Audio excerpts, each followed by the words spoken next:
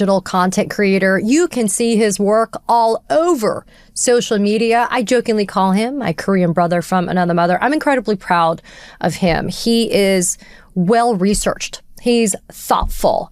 And as somebody who is a gay Asian man who grew up in a Southern evangelical Christian home, my gosh, does he have stories to tell. But in this conversation right now, he and I had the chance to talk about how do you break through to the other side? How do you get them to listen? We also talk about the utility of mainstream media. Does it still have a value? And we also get into some other spicy things. Anyway, here you go. Take a listen. Nathan Jun. Joining me now is Nathan Jun. Nathan, having a fellow Asian American digital content creator blows my mind. I feel like we could just conclude the interview now and it'd be newsworthy. I don't consider you a content creator. You are a actual journalist. So, but, don't lump me into that category, but I appreciate thinking that I'm remotely close to your accolades. Please. Well, listen, you are, I consider, not only a newsmaker, but you also are, I don't even know what the hell a journalist is these days, right? Because I feel like, yes, you could go to school, you could study it, and I do believe and think that we should maintain the integrity of the standards of good journalism. But you have been imparting information in ways that's so accessible and so digestible and just and relatable that you do a more effective job, I think, than anybody would ever consider mainstream media being able to do. I mean, I appreciate that. That was really kind of how I started. I actually didn't start making content until around July, August of 2023 or 2024, actually 2024. And it was really because I was really frustrated because of how much divisiveness was happening within the Democrat Party over Joe Biden stepping down, Kamala Harris stepping in. There wasn't a primary. People were saying that we need to have an actual primary and not just go with the convention.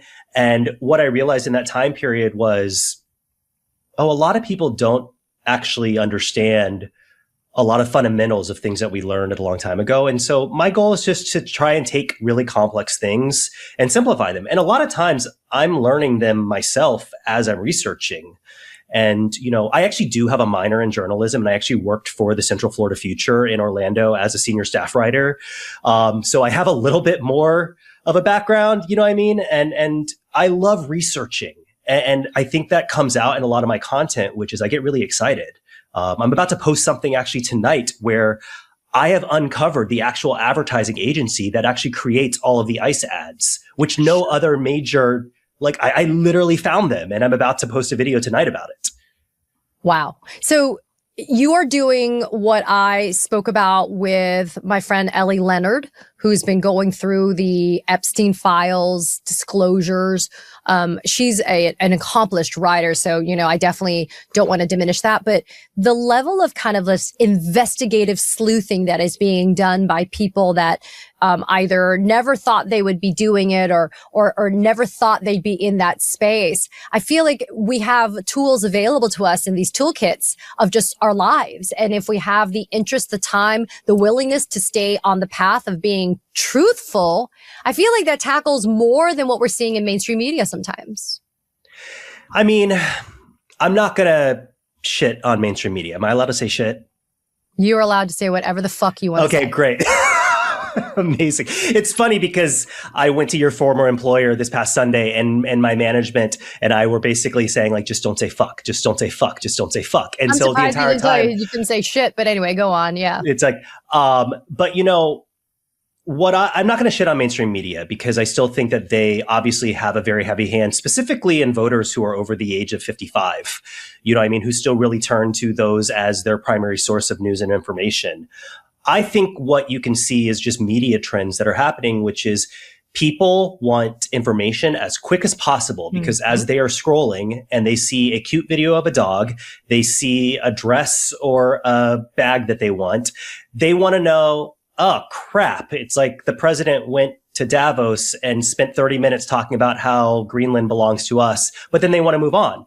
And I think that where mainstream media has struggled is understanding that news is no longer foundationally rooted in investigative research, factual information as it pertains to the way that people want to consume the news. News is basically who can do it the fastest without putting out anything that can be easily refutable, which is kind of sad in a lot of ways.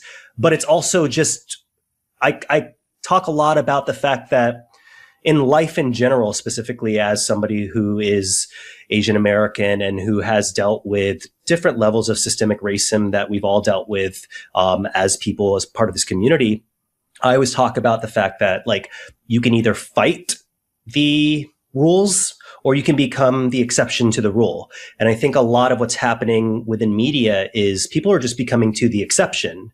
They're just turning to that. And you know, the way that media trends are kind of shifting, being able to become a trusted source that can root a lot of your information in citations and facts is what people desire. And they tend to trust creators more than they do the media, which at the end of the day is responsible for driving profit margins. So let me be clear. I don't have a problem shitting on mainstream media, but not because I'm some bitter ex. It's because of the following, which is, you know, part of the kind of to extrapolate a little bit on what you said too, Nathan, part of the problem though is because there is still a core part of our population that is still gaining and gleaning knowledge from mainstream. Mainstream media should then embrace not being lazy or complacent about the presentation of that information, right? And that they should not both side stuff if they know it to be emphatically not true on the other side. And I feel like a lot of our viewers and consumers have become more discerning and they've realized that they don't really either have the time, to your point, that this is an attention economy. So they need it and they need it right and they need it fast. People either don't have the time to sift through the bullshit of the both sidesism, or they're like, you know what? I don't really trust you because you are bending the knee a la CBS, right? You're bending the knee to a fascist administration and you're basically carrying the water for that administration. So I think it's kind of a combination of digestion, consumption of information, and also being trustworthy. And I think, Nathan, you and other digital creators have kind of entered into that space, which is a weird amalgamation of, I am now giving you information, but you can trust it from me. And also part of the reason why I still do give credence to mainstream, Nathan, is because you and others still rely on mainstream media sources like the New York Times, Washington Post, et cetera, to be able to give us some of the information that we use for our content, right? So we can't just wholesale abandon it. Yeah, that's the thing you have to remember is that you can see some paradigm shifts that are happening in the media where certain amount of information is still vitally important because investigative journalists are the ones who are receiving, you know, sources from whether that is people inside DHS, people inside the Pentagon. The sources are the ones, they're the ones that leaked the Signal chat, you know what I mean, with Signalgate last year, which you cannot believe that was something that just came and just went. It's like, you know, I was just talking to somebody today that was like, you know how like 4 years ago during the pandemic, we all sat around and we were like, I don't think we were meant to go through a once in a lifetime occurrence like twice a year. And now we're like, I don't think we're meant to go through a once in a life occurrence once a week. It's just, yeah, it's like, but you know, true. So creators do rely on, you know, investigative journalists to break a lot of these big stories. It's just the problem right now is that there is so much batshit crazy things happening. You can just wake up and something that the president of the United States posted on True Social at 2 a.m. completely consumes the entire media cycle. And what you cared about 2 days ago is no longer what you cared about. We can look at Minneapolis as a compound, as like an isolated snow globe. Renee Good completely consumed the media cycle a week ago, right? Like 2 weeks ago. 2 weeks ago for like a week and a half, it was about Renee Good. Yeah. Now you have a 5-year-old who has been detained and guided into a van, and the entire media cycle has now shifted to that. When media moves that fast, we no longer have the opportunity to spend a lot of time and digest information. We are just constantly inundated with one half, which is completely fascist, totalitarian bullshit is happening on an hourly basis. And the other half, I love this. I'm getting everything I voted for, and I'm just feeling more secure in that every single day. So I want people, and listen, you are occupying so many different spaces, Nathan. You are, and you have a huge following, which I think is an attestation to how much people do believe in the work that you're doing and the value that it provides. You're on Instagram, TikTok, Substack, YouTube. I mean, here, with me. I mean, you're just MS Now. You are everywhere. And I love that. But I wanted people to also get a flavor of who you are, not just what is your content. So let people know a little bit about your backstory. I call you my fellow Korean here that you are, but I was also fascinated to learn that you are adopted from South Korea. Yeah, I was part of this collection of adoptees that was post-Korean War. As some people may not know this, a lot of viewers who I hope watch your channel do know this. Post-Korean War, the economy basically collapsed in South Korea, and specifically in their urban areas in Seoul, where I was born. So whenever I meet another Asian male Korean adoptee who is between the ages of 39 and 45, I'm like, oh, we're part of this special little group of, and if your viewers who aren't Asian don't know this, it is very rare in East Asian culture to give up boys to adoption, just simply because of genial, patriarchy that exists still in Asian cultures, even the Asian cultures that are very progressive. You don't give up boys because boys carry on your family name. And I was part of a group of people who did. And what's interesting is that I openly say this. I was a product of white saviorism, which was my parents were deacons in their church. They were very, very church driven. My mom was from Southern Georgia. My dad and her met there when my dad worked for the IRS. And, and when I say Southern Georgia, I mean, if I say that my mom grew up in Folkston, Georgia, even people from Georgia are going to be like, what? Yeah. It's about 60 miles west of Valdosta. And I know Valdosta. I grew up in I grew up in a Southern evangelical family, and my mom and dad, they were really, really driven by, missionary work. And I think that they really, really just had a heart to be able to feel good about themselves in some ways. And I'm not trying to shit on them for adopting me. I'm just saying that, they wanted to do something that they felt like was saving the world. So they decided to adopt a Korean child. They actually were in line to adopt a Caribbean Black child from Haiti, and then that fell through. But yeah, so I grew up in the largest condensed population of Greek people in the country, which is in Tarpon Springs, Florida, which is about 40 miles northwest of Tampa. And I grew up as pretty much the only person of color outside of the Greek community, who was in that area. And a lot of people will often say, did that impact you? What was that like? I have a lot of families who adopt Asian children, and they often ask me, what was that like? Did you ever feel like you missed out? And I'm like, no, I was adopted when I was 3 months old. I didn't know anything else except for my parents. It really wasn't until I was 4 years old and I looked at a portrait of our family and I said, why do I look like Moses Kim?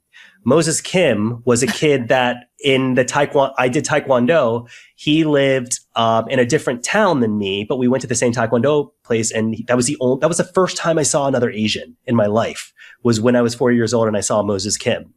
So, I have the benefit, of approaching a lot of topics as it relates specifically to politics, but also in life in general, because I grew up in an evangelical Christian family. I have Bible verses tattooed on my body, you know what I mean? And, that was the life that I grew up. I was a worship pastor in a mega church in Orlando. I was a worship pastor in New York City at a mega church. Yeah.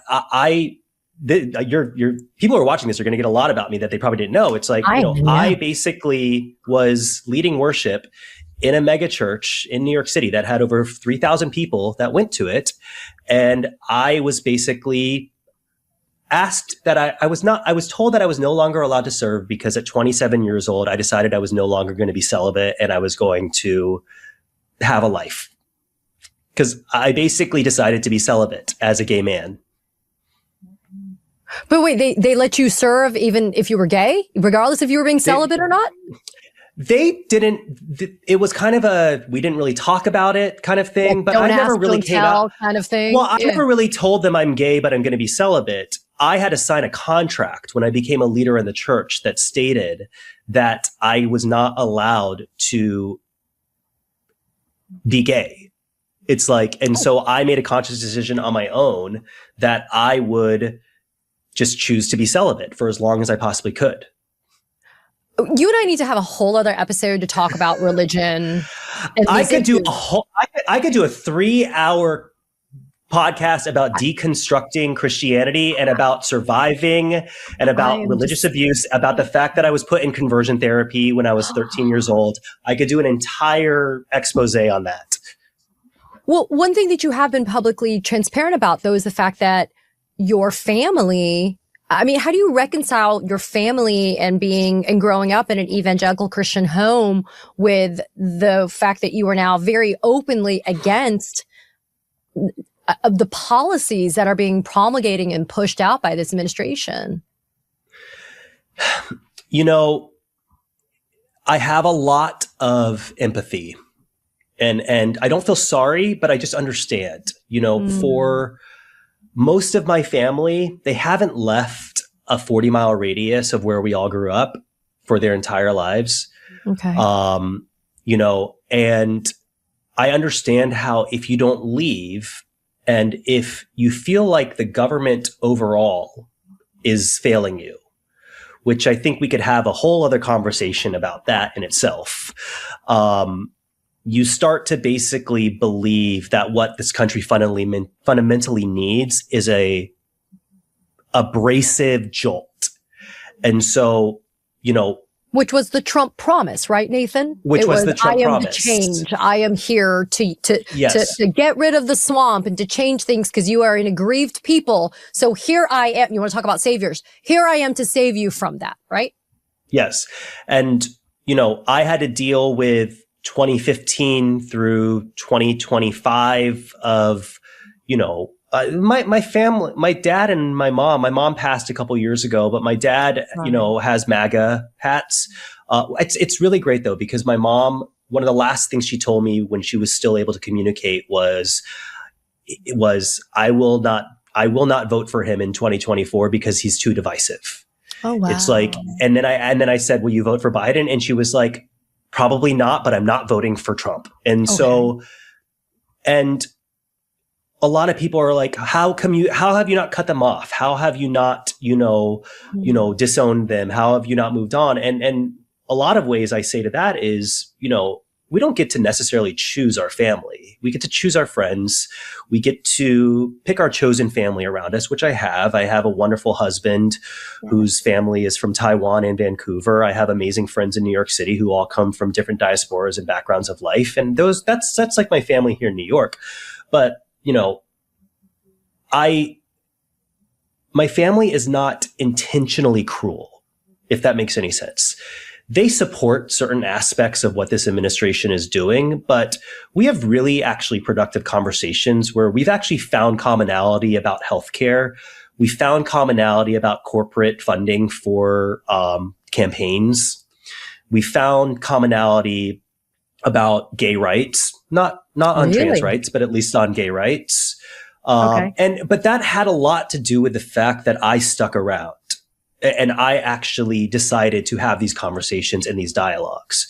So, Nathan, let me interrupt you for a second. I kind of want to ask, what were the icebreakers then? Like, I know part of it is your family. And as family, that kind of gives you, a gateway to be able to facilitate having these conversations. But I think for a lot of us that are listening to you right now, we would also like to achieve commonality with people that clearly are not on the same, team as we are. How do you broach that though? Like, how do you do that? Because I do feel like your journey is very similar to a lot of people who have kind of MAGA in their lives and they don't want to cut it off or excise it, but they do think it's important enough to try to maybe even change the way other people are thinking. You know, I'm going to say something kind of controversial here, but I actually spent a good bit of time studying how Charlie Kirk debated and how he was able to come across as very, very impactful to his base. And one thing I realized that he did consistently was he answered a question with a question, which can often be a very, very powerful tactic. Okay. I don't instigate conversations with my family about politics. If it comes up, I will engage with it. So a most recent occurrence was we were in Chattanooga, Tennessee, which is where my sister lives. And we were on a pontoon boat because that's what you do if you're from the South. And the topic of healthcare came up and the topic of healthcare premiums came up and the topic of they're all ripping us off. Everybody is ripping us off. And somebody had pointed out to the fact that Trump had said on a plane that these healthcare companies are billionaires and they're ripping you off. And I didn't say anything, but everybody kind of turned to me to understand like what I felt like. And I actually, I use that opportunity of saying, I agree with you. Healthcare companies are ripping us off. They are a for-profit system. Where I found commonality in that specific topic, and this is actually something that a lot of people are going to have to kind of suppress their ego and just understand that the goal is actually to get people to change their perspective on things, is when I outwardly said, Obamacare, ACA was not perfect. It was not perfect. It was a C+ solution to an F- problem.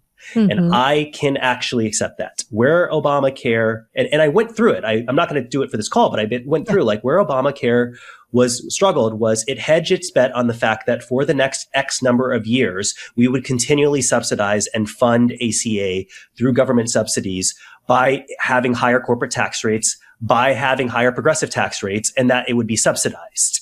But the minute that Trump took office, he completely eliminated those subsidies. It's like, and he gave and once I said that, I got a lot of pushback.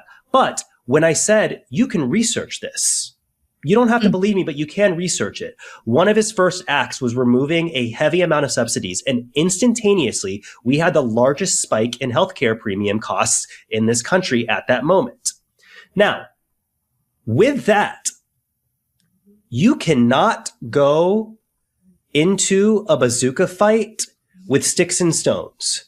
So what I also say to a lot of people who say, I'm going to Thanksgiving, I'm going to Christmas, I'm going to Easter, I need to be equipped. I basically say, you have to be equipped.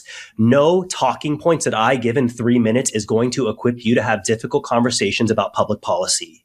You have to be equipped. The fact that I can research and understand and look at economic trends regarding healthcare and see the exact moments and the spikes and the dips of when it happened, I can equip myself and I can look at data from the Bureau of Labor Statistics, from the Bureau of Economic Statistics. I get off on that. I'm going to say that on this thing. Like, I love researching. It's like, I love looking at data because numbers cannot lie. So that's what I would say to you in terms of how do people approach these conversations? You cannot approach this conversation when you are effectively talking to a red hat wall who could care less about your feelings unless you have irrefutable facts and bazookas that you can bring to that debate. Well, you're preaching to a choir that's very, very willing to hear, because for me, I've always told people you need to be overly prepared for every moment, right? And part of being overly prepared is knowing the facts and having the evidence, and whether or not it rings true the first time around, maybe it doesn't, but maybe if you keep on, hammering and laying the foundation of the facts and the evidence, I think sometimes it goes through. But, quickly, Nathan, before you and I part ways, so I do want to kind of have a follow-up on that with a little bit of pulling on that thread, which is, but do you believe, though, that there are some people, though, regardless of how strong you are and well-versed you are in the facts and the evidence, Nathan, that I think we are getting to the point, especially if you want to stand the issue of the ACA tax subsidies, that some people on the other side of the aisle have to actually experience the loss or the personal impact of a decision from somebody like Trump in order to have the empathy to understand that perhaps they just made the wrong decision. Yeah, Katie, I'm gonna spit a bar. I'm gonna use a Gen Z term. I'm gonna drop a bar for you, which is thank you for letting us know, us old not people. what That's I what want. you're doing. Thank you. Yes. It's not what I want. It's not what I like. I want to repeat, it is not what I want, but I go back and forth frequently over the course of the past 6 months about, does this country need to sit in a complete pile of shit for 4 full years before people will understand? And I am alluding to the ideology that we would actually lose the midterms, and and the worst human things possible would continue, which is why I'm saying I don't want that, because we need to stop these executive orders. We need to be able to regulate how ICE functions. We need to basically end the totalitarianism. The other side of my brain says, I don't know if 2 years is enough for people to understand exactly what he has done to create the largest transfer of wealth since the Reagan era in this country. We're not even in a K-shaped economy. We're in a cursive K economy where it's just going straight up and it's going straight down. And I don't know if people understand. I don't know if progressives understand. Some of the provisions in the big, beautiful bill don't even start until 2027. Why don't they start until the beginning of 2027? Because Trump is basically hedging his bet that they are going to lose the midterms. So when things get worse economically for everyday Americans in the working class, he can immediately turn and just blame the Democrats for all of this. Yeah. When people say that Trump is playing chess and they're like, no, he's playing Yahtzee. No, this is actually what he is doing, playing chess. And people are so completely transported by all of this bullshit that's happening in this country that they don't have the ability to stop and look at this and say, this is political maneuvering as a means to basically just win elections over the course of the next 8 years. There is no interest to actually improve the lives of everyday Americans. And I could actually even accuse part of the Democratic Party in terms of that as well. But I go back and forth, Katie, because it's like, I can't sit here and watch inhumane acts of domestic terrorism happen by a Gestapo police force in this country. But I also sit there and I'm like, the most uneducated and intellectually illiterate, lazy people in this country who don't understand what they're reading or even how to process it are not going to realize exactly what is happening, possibly unless they go through 4 years of bullshit. You are me. I am you. Yeah.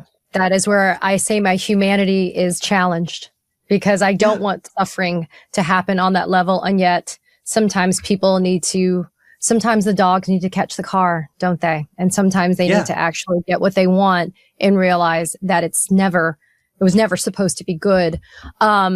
Nathan, I could speak to you for hours. I'm so grateful that you were giving me the privilege of even this small sliver of time. I want other people, though, to be able to experience the Nathan Jun experience. Where can they find you so they can follow along and go on the journey with you? You can find me on YouTube, on all streamings, on my podcast, which is very abused lately just because I don't do this full time, which is very difficult to sit and record a 20-minute podcast by myself with no production team. You can find me on Instagram. I am weighing my options on TikTok right now just because of everything that is happening. Yep. And if you really want to be entertained, I am unhinged as fuck on Threads. Threads is my place where I basically go after people. They're like Jennifer Welch coined this term woke liberal or the woke left, or no, what was it? I forget what she said, but it's like woke something, dark woke. She said dark woke, which is basically people who are calling out like people on the right and just calling them stupid, just questioning their intellectual like publicly. And I'm like, you know what? I'm totally on that. I have been on that train for years, honey. Yeah. Yes. It's like, I'm sitting there and I'm like, I'm not going to take advice from you when you can't even see your feet. It's like, I will go there. Oh yeah. I am when they go low, I'm digging the fucking hole even deeper and I'm ready to go. So yes, I bring the shovel. That's what I've been saying for a decade. Yes, that is me. I will. You bring the shovel, I will bring the pickaxe. It's like, and we will just Armageddon ourselves deep to the core of the earth. Well, it does take the efficient Asians to do that. So, it does. What is the handle for them to find you? Oh, it's Nathan C. Jun on Instagram and TikTok and Threads, and then just Nathan Jun, Jun, on most other streaming platforms. Nathan, my Korean brother from another mother, and my sincere condolences on the passing of your mom. I lost my dad, as a lot of people know. I lost him a few years ago, and it is hard. So my condolences. It doesn't feel real. It doesn't. You and I could have a whole other episode on loss and grief and how that is. But I do consider you to be my Korean brother. So thank you for joining me. And I urge everybody tuning in to go and get more Nathan Jun at all of the platforms that are available, especially Spicy Nathan, like tteokbokki Nathan, which is like the spicy rice cake in Korean. We can get some spicy Nathan over on Threads. But Nathan, my friend, thanks for fighting the good fight. I'm proud to stand alongside you in this battle for democracy. Thanks for being here. Thank you so much. So let's talk about pardons. And I'm talking specifically the ones about which convicted felon Donald Trump clearly has no idea to whom he is giving. I mean, Trump is handing out pardons like it's candy, or maybe more accurately, like they're drugs. He's like a pardon peddler, like your typical drug dealer who's sitting there trying to peddle his wares. In this instance, and according to reporting from the Washington Post, I'm going to read it for you right now. It's kind of wild. Public disclosures are showing lobbyists have spent more than $2.1 million this year on firms that are advocating for pardons, clemency, and other forms of executive relief, more than double the total that was spent in 2024. Individuals seeking pardons have paid up to $1 million to hire people close to the president to plead their case. Now, for somebody who seems hell-bent on allegedly trying to make sure that he's cleaning up the drug problem, in not only in the United States, but globally, we have Donald Trump pardoning the former president of Honduras, Juan Orlando Hernandez. And we also have him pardoning, the guy that was the founder of the Silk Road, Ross Ulbright, who was convicted of creating the largest online black market for illegal drugs and other illicit goods, including facilitating traffickers of all sorts of bad stuff. I want to specifically focus, though, on Henry Cuellar, the Democratic congressman from Texas. And no, I'm not going to get into the merits of the prosecution of Henry Cuellar, although we will talk about what the facts are that are alleged to have happened with Cuellar. I want to talk about the fact that Donald Trump gave Cuellar and his wife a full and complete pardon. And then once Cuellar announced that he was not going to run as a Republican, as if to, quote, pay back Donald Trump for the pardon, Trump decided that Cuellar was a bad person because Cuellar will run as a Democrat again. Now, I would love to have been a fly on the wall for the conversations that took place vis-a-vis this Cuellar pardon, but I really want to talk about the hypocrisy of it and the fact that it is clearly a pay-to-play scheme in the Trump White House. If you have the money, if you're the Binance guy, CZ, whatever, you're able to get your ass pardoned by this president. We've had conversations before about the role of pardons. And look, I can't begrudge the fact that this is exclusively a privilege and a right, a power of the president to exercise, but it really should be done with some measure of wisdom, maturity, decency. I mean, the concept is clemency, but at this point, it's whoever is the highest bidder can actually get access to be able to get these pardons. At least that's the message that's being sent. So let's talk about Cuellar because it's a little bit fakakta in my humble opinion. All right. So here we go. Donald Trump blasted Congressman Henry Cuellar on Truth Social. Why? Because Trump gave Cuellar and his wife a full and complete pardon, as we just talked about. Now, I don't want to, read the entire Truth Social post because not only is it unintelligible, but it's too damn long and it's not worth wasting your collective time. But I'm going to read some of the highlights of it so you understand the context. According to Donald Trump, the Democrats were, quote, vicious and mercilessly went after Henry with everything they had. And according to Trump, the reason why this was some vindictive prosecution by Biden, because allegedly Cuellar supports border security. Quote, it was all very unfair what they were doing to him and his family, so much so that his daughters wrote me a beautiful letter about their parents. After reading it, I decided in the interest of justice and based on the daughters' loving request that I would give Henry and Imelda a full and complete pardon. I signed the papers and said to people in the Oval Office that I just did a very good, perhaps life-saving thing. God was very happy with me that day. No idea why Donald Trump would think that God would ever be happy with any decision that Donald Trump makes. Then, this is where Trump gets pissy and nasty and petty. Only a short time after signing the pardon, Congressman Henry Cuellar announced that he will be running for Congress again in the great state of Texas as a Democrat, continuing to work with the same radical left scum that just weeks before wanted him and his wife to spend the rest of their lives in prison. Such a lack of loyalty, something that Texas voters and Henry's daughters, disgusting for Trump to implicate or bring in Cuellar's daughters, something that the Texas voters and Henry's daughters will not like. Oh, well, next time, no more Mr. Nice Guy. I don't think anybody confuses Trump for being a nice guy, but here's the crazy shit. The investigation may have begun under the Biden administration, but it was the Trump administration's DOJ led by Pamela Joe, law lackey extraordinaire, that decided to actually bring the charges against Cuellar and his wife, Imelda. So it was actually Trump's own DOJ that brought the charges. The investigation was begun under Biden, but the charging decision was made by Trump's own DOJ. So if there's anybody to blame for Cuellar's indictment, and again, no commentary on whether or not it's valid or not, but if there's anybody to blame, it's Trump's own DOJ. So Trump is now saying that his own DOJ is vindictive and selectively prosecuting people based upon their political beliefs and their policy beliefs.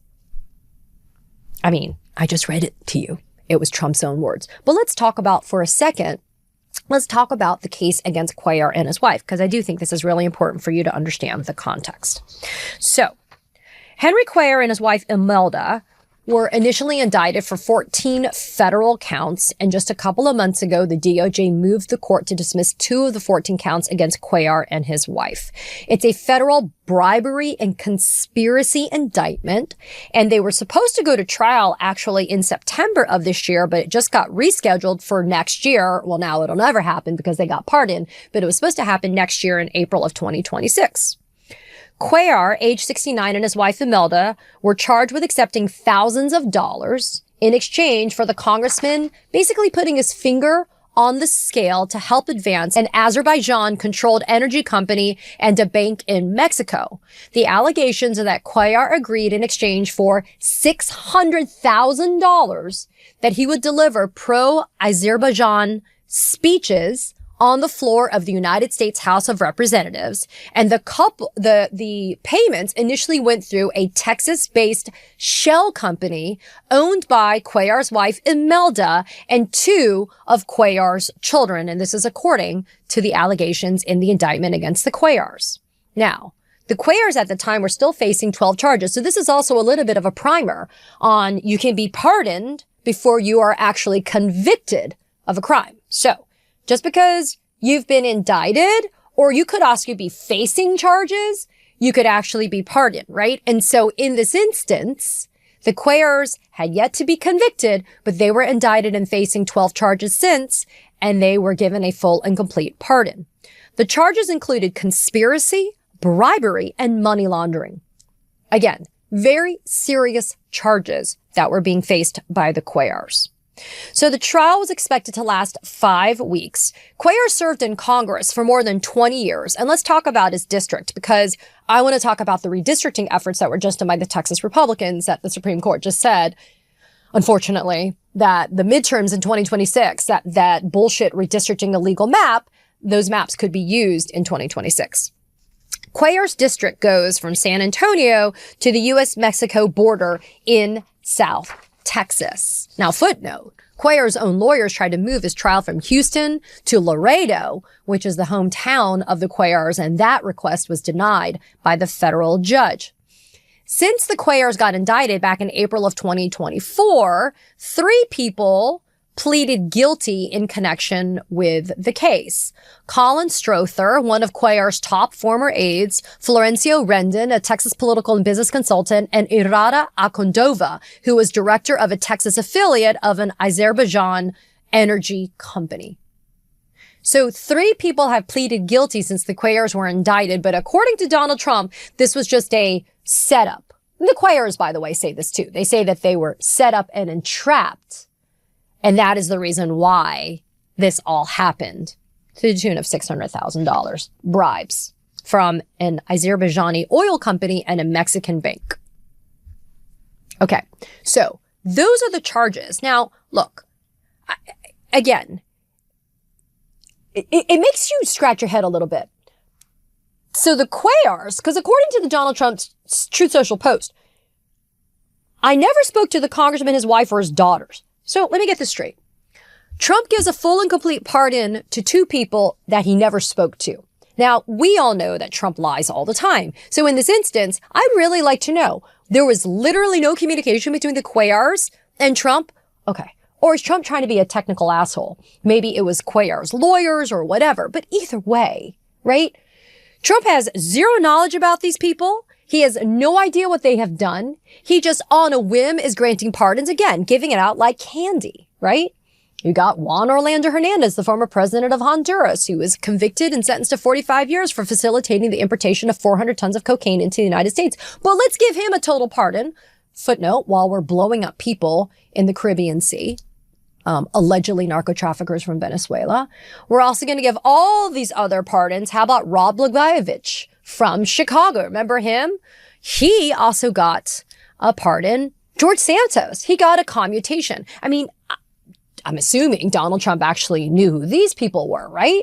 But in this instance, you, as in Donald Trump, you gambled and you lost, whether it was calculated and planned or this was totally off the cuff because you woke up one day and in your brain-addled, dementia-laden state, you decided that you were going to give a pardon to somebody whose daughters asked for the pardon, allegedly. Cuellar himself didn't ask for it for him and his wife, whatever. Cuellar and his wife probably sent the daughters along, but either way. Trump just woke up one day and said, fuck it, I'm just going to give a pardon to the Cuellars, a full and complete pardon, right? Okay, but in exchange, Cuellar's going to have to what? Pledge his loyalty and run as a Republican in Texas. The funny thing is this. You want to know something? Cuellar's district was impacted, but slightly by the Republicans' redistricting maps, right? And so what's kind of funny is Cuellar thinks that he's going to win his district again. And the Republicans probably don't have any type of kind of, realistic view that they're going to be able to pick up Cuellar's district. A couple of thoughts on that. I don't know about you, but if you're in Cuellar's district and this guy's running as a Democrat again, it's not like I'm telling you to vote for Republican, but I got to tell you this. I don't even think that this situation merits one of those clean hands kind of assessments, right? But number 2, getting back to Trump, what a dumbass you are. But what does it tell you? What does it tell you? It is 100% a pay-to-play scheme, number 1. And number 2, it tells you that Trump thinks purely in transactional ways. He doesn't think about the greater good of America. He doesn't think about messages that are being sent about our judicial system and our justice system and the prosecution of people that are accepting bribes, allegedly. It just goes to show that this asshole is just a transactional bastard. And all he thinks is if I can pick up a win, it's how I'm going to do it. Which just also goes to show that anything and everything that is coming out of this administration has to be viewed with skepticism and with the reality that it is a total grift operation. If it benefits Trump in some maybe collateral ways, benefits his family, it's fine. But if it benefits him 100%, then it's all good, right? But this one blew up in his face. And again, not quite sure how I feel about it being Cuellar with these indictments, but look, I mean, oh well, I guess good for Henry Cuellar then, right? You get a full and complete pardon for you and your wife, even though 3 people implicated in this bribery scheme have already pleaded guilty, right? But Cuellar gets his full and complete pardon, and he still thinks he's running as a Democrat. Again, I don't even know how that works either. Frankly, I think that somebody should run against Cuellar at this point because Cuellar is like, I'm all about border security and I'm a conservative Democrat. I don't know what the fuck a conservative Democrat is these days, but that being said, anybody who is supporting an immigration scheme that's coming out of this administration deserves to be primaried and to not win. Alrighty. Anyway, that is what we talked about today. Be mad, be outraged, demand accountability. If you want to learn more, let me know. But this is just, I mean, really, I just have to shrug my shoulders on this one. This pardon, just boondoggle that is happening with Donald Trump right now completely undermines our judiciary, our whole prosecution judicial system, and it undermines Congress, right? I mean, this is not the place for somebody who allegedly took $600,000 in bribes to be able to deliver pro speeches for special interests, right? On the floor of the United States House of Representatives. I mean, it just all smacks of being dirty. Again, very Trumpy, but just disturbing all the way around.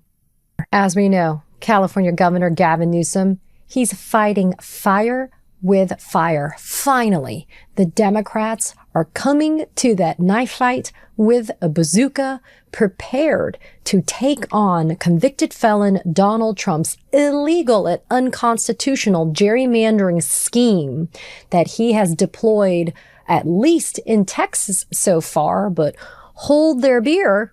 It looks like he's trying to do it in places like Missouri and Ohio and in other states. So Newsom, seeing the lay of the land, smartly says, we're going to respond.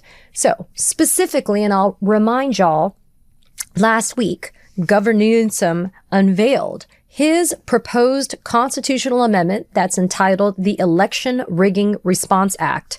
And pretty much it's a constitutional amendment that would go before voters this November in just a few months. And this is what it would do. It would retain the existing California Citizens Redistricting Commission, and it would reinforce that California's state policies are for fair, nonpartisan redistricting commissions, including those nationwide. It would temporarily adopt new, temporarily being the important adverb here, temporarily adopt new California congressional districts for use in congressional elections through 2030. And here's the thing. If Trump would back off of his illegal gerrymandering scheme, California would do the same. It would preserve the existing current congressional maps if Texas did the same. But Newsom gave Trump, as well as, frankly, Texas Governor Greg Abbott, an exit ramp to be able to get off this illegal highway.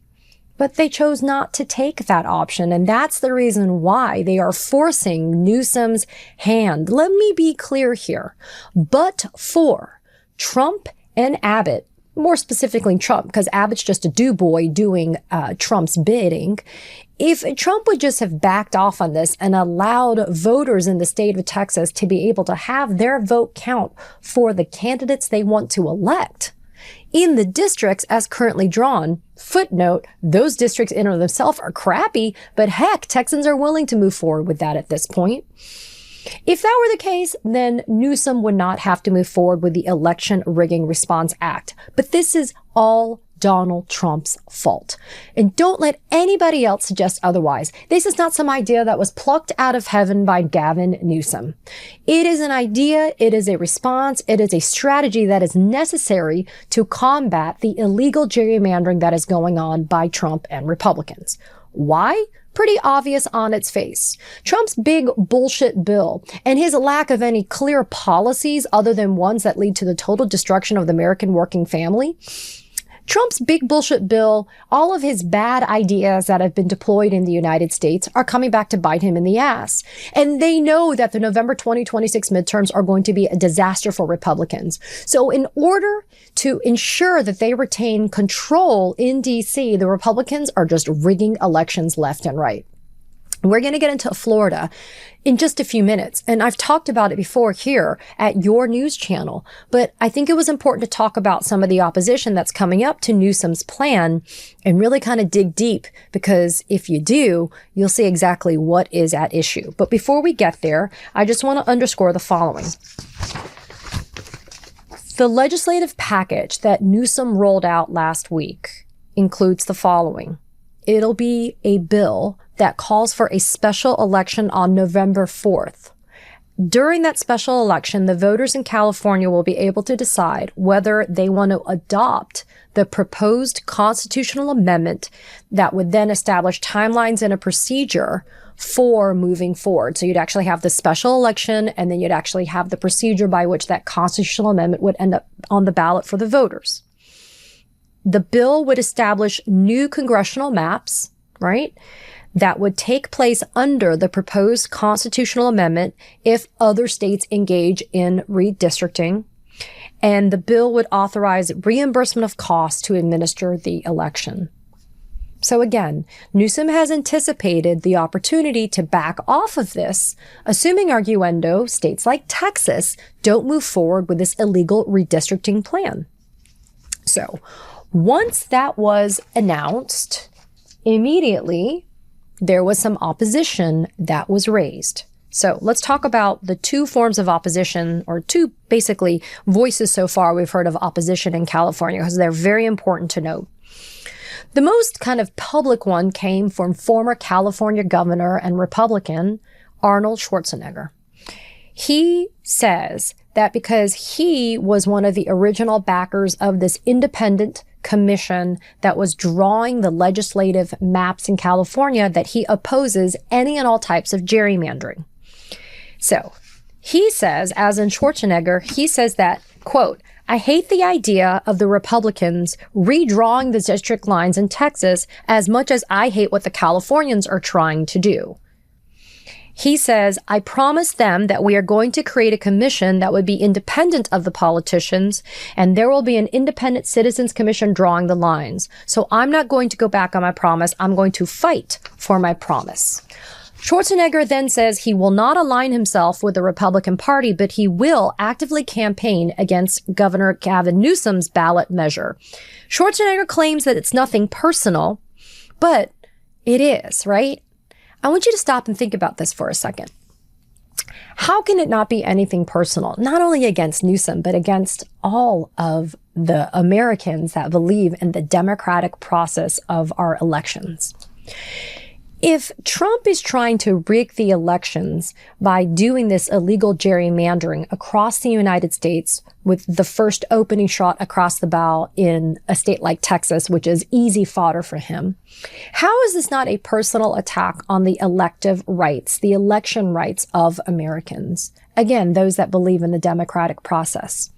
It's pretty obvious that it is. So for Arnold Schwarzenegger to be taking the position that this is something that is apples to apples, it's not. This is not an apples to apples comparison by any stretch of the imagination. What Abbott and Trump are trying to pull off in Texas is most certainly not what Gavin Newsom is trying to do in California. It is bullshit. Bullshit. I mean, I can't even, I mean, I guess I could add a little bit more to that, but it's on its face bullshit. It is this idea that they are one and the same, and they're not. And we need to make sure that we spread this information far and wide so that people understand that it is most certainly not the same thing to compare. As Governor Newsom has said, this is a 5-alarm fire for our democracy. By voting yes in November, Californians have a chance to put a real check on Donald Trump's power. So Arnold Schwarzenegger basically says that he thinks gerrymandering is, quote, the evil of politics, that it's an attack on people's choice. It's gaining more power for the politicians. So I'm really baffled that Schwarzenegger seems to think that this is some type of personal attack on him and the measures that he took to be able to secure an independent commission in California. In 2005, he tried a ballot measure to put redistricting in the hands of a panel of judges. The Democratic Party campaigned against that measure, and voters also rejected it back in 2005. 3 years later, Schwarzenegger backed another measure that established California's Independent Redistricting Commission. And then in 2010, he supported a measure that expanded that commission's power to include congressional districts, because initially it was just the state legislative districts, and then in 2010 it was expanded to include congressional districts. And according to this New York Times article, Schwarzenegger has actually campaigned in Michigan and Ohio, for example, to export California's model of an independent redistricting commission because he believes in it so much. At the close of this article, Schwarzenegger says the following. He says he doesn't buy the argument that California should do the same as Texas. He says, quote, "We are not going into a stinking contest with a skunk. We are moving forward." No.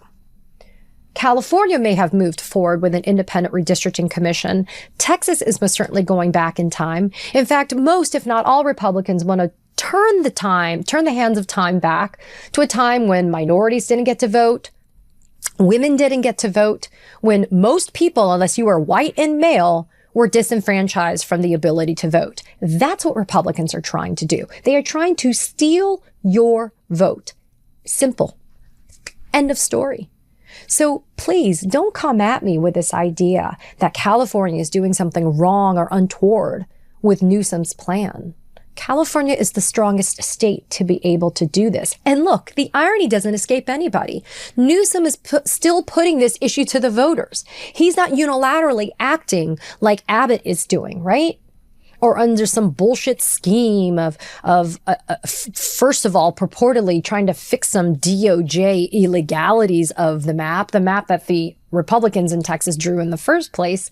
I mean, let's stop with the pretense, right? This is brazen political partisanship that is happening here in Texas.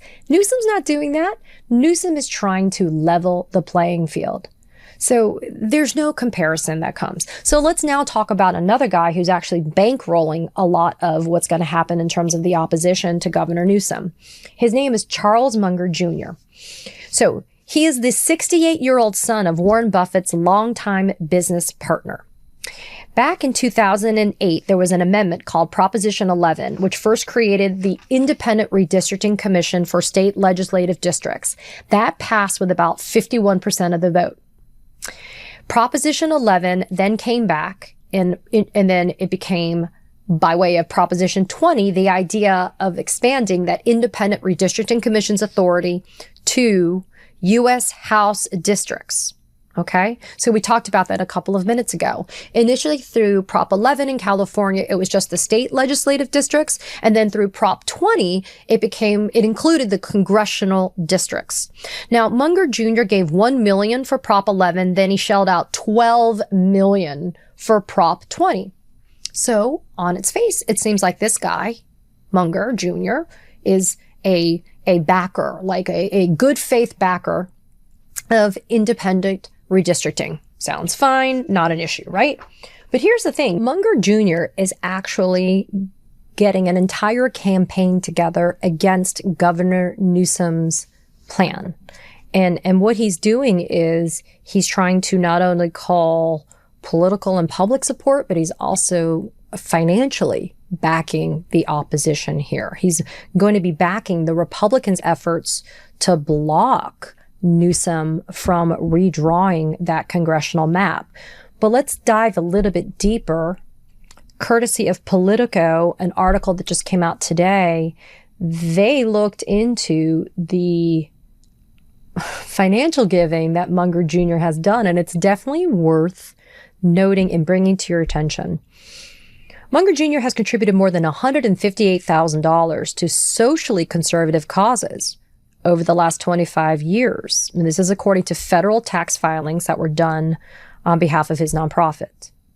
He's donated to organizations that oppose abortion rights and have promoted so-called crisis pregnancy centers, and to Christian groups whose leaders have opposed LGBTQ plus rights. Now, let's break that down. What exactly are we talking about? This is interesting. The IRS filings for CNC Foundation, which is the nonprofit for Munger Jr., has given the following: $70,000 to First Resort, later renamed to something called Third Box. It operated crisis pregnancy centers in San Francisco and in the Bay Area. San Francisco passed an ordinance to prohibit those types of centers from engaging in misleading advertising because they would masquerade as women's health clinics, but then actually be anti-abortion centers. He gave $3,400 to the Christian Legal Society, an association of lawyers that promote conservative legal causes, including the celebration of the overturning of Roe v. Wade. $83,000 to Campus Crusade for Christ, which promotes religious ministries on college, middle school, and high school campuses. The organization teaches same-sex attraction is, quote, contrary to God's design for human sexuality, and has promoted conversion therapy. When questioned, his spokesperson said, among other things, quote, "This campaign, as in Munger Jr.'s campaign against Newsom's plan, is about defending the rights of the voters of California to choose their politicians, not the other way around. Anything else is a distraction." Well, ma'am, I would say to you that it's not a distraction. That when you start to dig deep and you start to see what people are really about, it's just lipstick on a pig, even though you can say thank you for supporting an independent redistricting commission and thank you for that support. But fundamentally, if you are a Republican at heart where you are doing promotion of Republican ideas, then that's definitely something that's newsworthy. But you know what? It's almost like more important to focus on what she said about how Munger's campaign is about defending the rights of the voters of California to choose their politicians. Yeah, no, duh. I get that. You know what? So how about the Texans having the right to choose their politicians? How about us in Florida? Because, hey, ding, ding, ding. Like I said, Texas isn't just the first, battleground for this. In Florida, I mentioned this about a couple of weeks ago.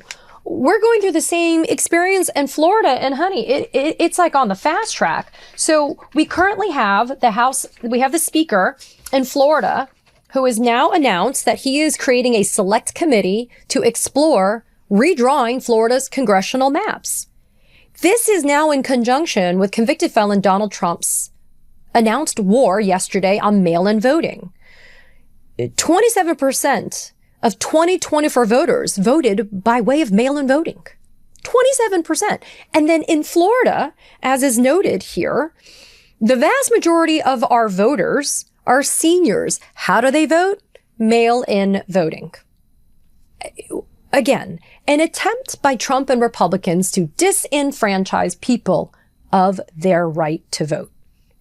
In 2010, 63% of Floridians voted for a constitutional amendment that was called the Fair Districts Amendment, right? And I talked about this here at our channel. It was this idea that we do not want in Florida congressional districts that are drawn on partisan basis. End of story. That is what the voters wanted in 2010. And so despite a bad ruling from the Florida Supreme Court, which is beholden to Governor Ron DeSantis, and despite efforts by Florida Republicans to do some crazy redistricting, gerrymandering mid-decade in light of a declaration by DeSantis, who just mimics and copies his cult leader, Trump, that there's something wrong with the 2020 census. In spite of all that, what should happen is respecting what the voters want in Florida. So when Munger Jr.'s spokesperson says that Munger is trying to respect the voters' will in a place like California, okay, that sounds great on paper. But the reality is the only person who's trying to do that is Gavin Newsom, right? Because the genesis of all of this is Trump in Texas. And now Trump by way of DeSantis and whatever the hell's going to roll out in any of these other places like Indiana. I mean, it is not a secret that Vice President J.D. Vance has been doing the tours. He's been hanging out in different states in America, trying to promote this in these backdoor kind of secret conversations that are going down. We have to pay attention to this. And we have to look at kind of the gist of what the opposition is as well. We can't just, have blinders on. We have to focus on what's happening here because we need to understand the motivations behind Why people like Schwarzenegger and this Munger Jr. guy, why are they really opposed to this idea of Newsom doing the redistricting? The redistricting, by the way, that you could pump the brakes on it if Trump and the Republicans would just do the right thing in Texas and otherwise. Seems like a pretty clear solution to me, but Trump never does anything easy. So I think in the meantime, what we have to do is we have to wholesale support Gavin Newsom. It's just a no-brainer. I've talked about this here, and I've talked about this on Substack, and I'll do it again just for good measure. Enough with the bullshit of when they go low, we go high. I respect Michelle Obama, our former First Lady. But this doesn't work anymore with MAGA. This certainly doesn't work with a Trump regime. We can change things back to good. We can restore norms and institutions, but you gotta be able to control the levers of power to be able to do that. And Democrats, here's a newsflash. We're not gonna get there until we are voted into those seats of power again. It's just not enough to just put hopes and dreams and wishes, right? And cherries on ice cream sundaes and puppies. And I love puppies. It's just not enough. We have to bring that bazooka to the knife fight. And that is what California Governor Gavin Newsom is doing. And what's great is he's saying it's a temporary fix. Because we got to get across the finish line in a way where we can get back into the controlling, dominating numbers in Congress so that we can be able to effect the right type of change, not this insanity that's been rolled out by convicted felon Donald Trump. I invite you to also do your own research on Charles Munger Jr. and to also call out the hypocrisy of both him and Schwarzenegger when it comes to respecting the voting people's will. Does it only apply to California, but it doesn't apply to the people of Texas? Or hey, the people of